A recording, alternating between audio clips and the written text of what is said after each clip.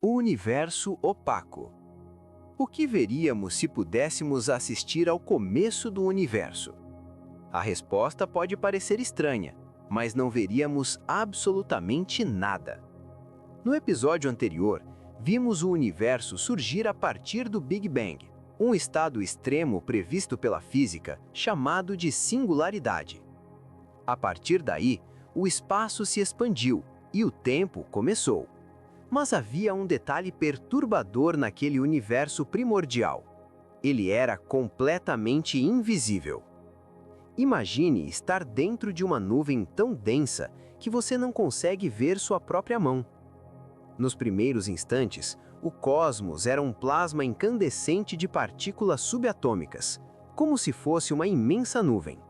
Prótons, nêutrons e elétrons se moviam livremente nesse plasma, com temperaturas iniciais de trilhões de graus. Partículas de luz, os fótons, nasciam aos trilhões a cada segundo, mas permaneciam presos naquela nuvem densa. Do mesmo jeito que os fótons de luz produzidos no interior do Sol demoram milhares de anos para escapar pela superfície. Aqueles fótons percorriam uma distância minúscula e colidiam o tempo todo com elétrons livres. Como uma bola de ping-pong sendo rebatida infinitamente dentro de uma caixa fechada. Cada colisão entre fótons e elétrons gerava calor, mantendo o plasma aquecido. Era um ciclo que se perpetuava. Calor gerava movimento, movimento gerava colisões, e colisões geravam mais calor. A densidade do plasma era tão extrema que uma simples colher daquele material pesaria toneladas. Naquele universo primitivo, a matéria e a energia estavam em um equilíbrio delicado. A luz já existia, mas permanecia invisível, presa no plasma. O universo era opaco, como uma parede de concreto. Se você estivesse lá, veria apenas um brilho difuso e uniforme, sem forma, sem profundidade. Um cosmos totalmente invisível para os olhos. Porém, o universo tinha um destino inevitável: expandir e esfriar. A cada segundo, o espaço se esticava cada vez mais, e a energia do Big Bang se diluía lentamente. É como abrir as janelas de uma sala aquecida. O calor se dissipa lentamente. Os trilhões de graus iniciais se tornaram bilhões. Bilhões se tornaram milhões. Esse processo durou aproximadamente 378 mil anos, desde o Big Bang. Para ter uma noção dessa escala de tempo, pense na história da civilização humana. Desde a construção das primeiras cidades até hoje, tem menos de 10 mil anos. Durante esses 378 mil anos, quase nada aconteceu. Não havia estruturas, nenhuma estrela, nenhum planeta, nenhuma galáxia. Apenas expansão e, como consequência, resfriamento. Um processo lento, mecânico e inevitável, guiado pelas leis da física e da termodinâmica. O universo obedecia às leis da física com precisão matemática. O caos começava a obedecer a um padrão, e a partir daí, algo extraordinário aconteceu. A temperatura caiu para cerca de 3.000 graus Kelvin, o que ainda é incrivelmente quente, mais quente que a superfície do Sol, mas era frio o suficiente para permitir que tudo mudasse. A recombinação. Depois do próprio Big Bang, esse é o momento mais importante da história inicial do universo.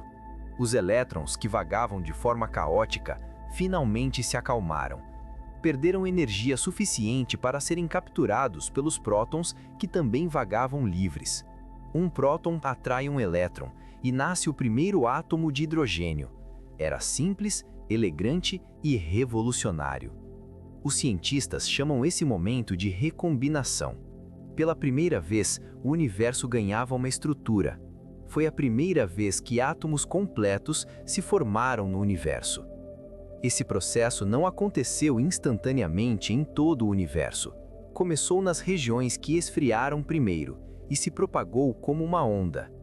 Em alguns milhares de anos, todo o cosmos passou pelo processo da recombinação. trilhões de átomos se formando a cada segundo. A maior parte era hidrogênio, cerca de 75% de toda a matéria. O hélio, formado nos primeiros minutos após o Big Bang, agora também capturava seus elétrons. No instante em que elétrons e prótons se uniram, tudo mudou. Os fótons já não encontravam elétrons livres pelo caminho. Pela primeira vez, a luz podia viajar livremente. Pense nisso. Você só consegue ver uma tela agora porque os fótons finalmente puderam viajar sem colidir com elétrons livres.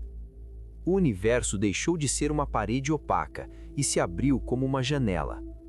Uma onda de fótons se propagando em todas as direções simultaneamente.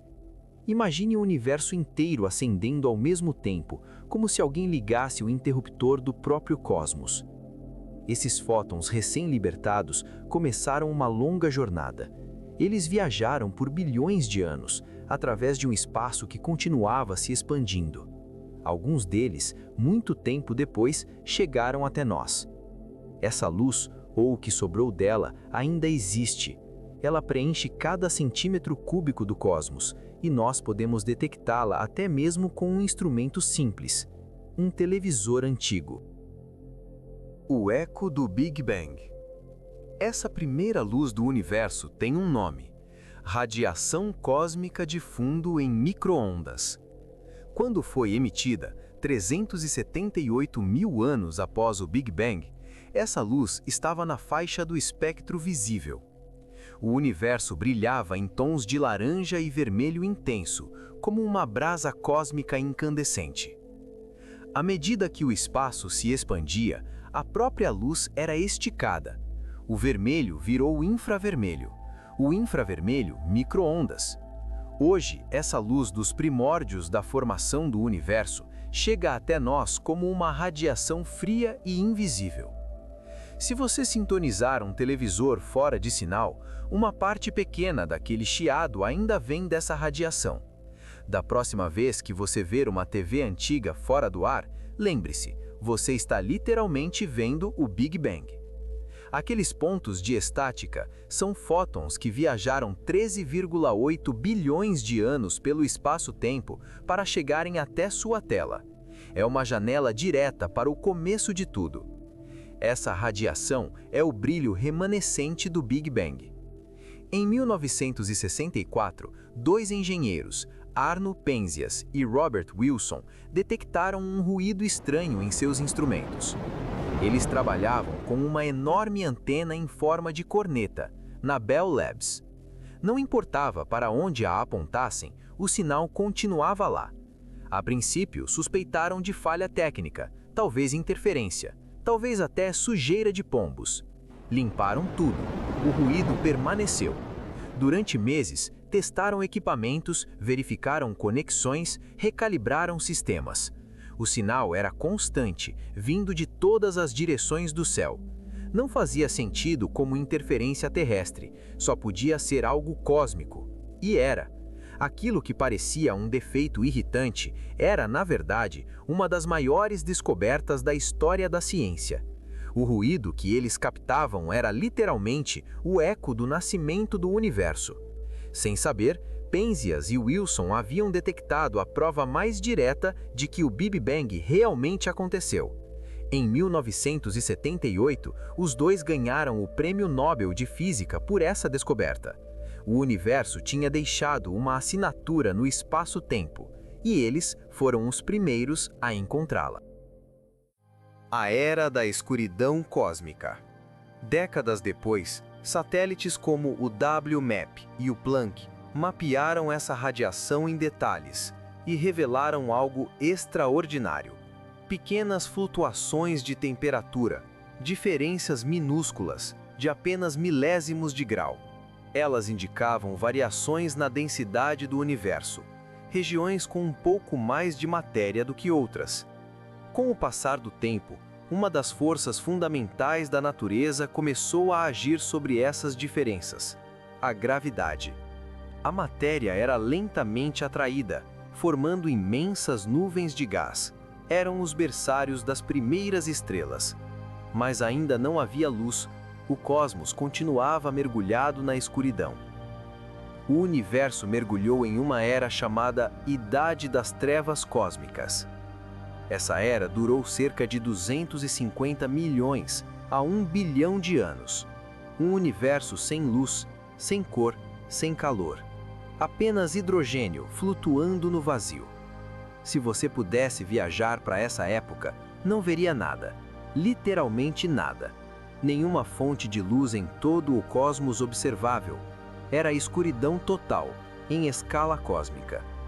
A luz da recombinação já havia passado, e as estrelas ainda não tinham nascido. Enquanto isso, a gravidade trabalhava em silêncio, comprimindo as nuvens de gás. A pressão aumentava, a temperatura subia, até que em algum ponto do vazio, dentro de uma nuvem primordial, a densidade atingiu um limite crítico. Naquele instante, a noite eterna do cosmos chegou ao fim. A escuridão que dominava o universo por centenas de milhões de anos começou a ceder. Nasciam as primeiras estrelas. As primeiras estrelas. No próximo episódio você vai testemunhar o nascimento das primeiras estrelas, gigantes azuis, centenas de vezes mais massivas que o Sol. Elas romperam a Idade das Trevas e, ao morrer, espalharam pelo cosmos os ingredientes que formaram tudo, inclusive você. Carbono, oxigênio, ferro, tudo o que existe em você já foi um dia parte de uma estrela. Quer descobrir como isso aconteceu? Inscreva-se no canal para acompanhar o próximo capítulo. E nos comentários me diga o que mais te surpreendeu até aqui. Nos vemos em breve.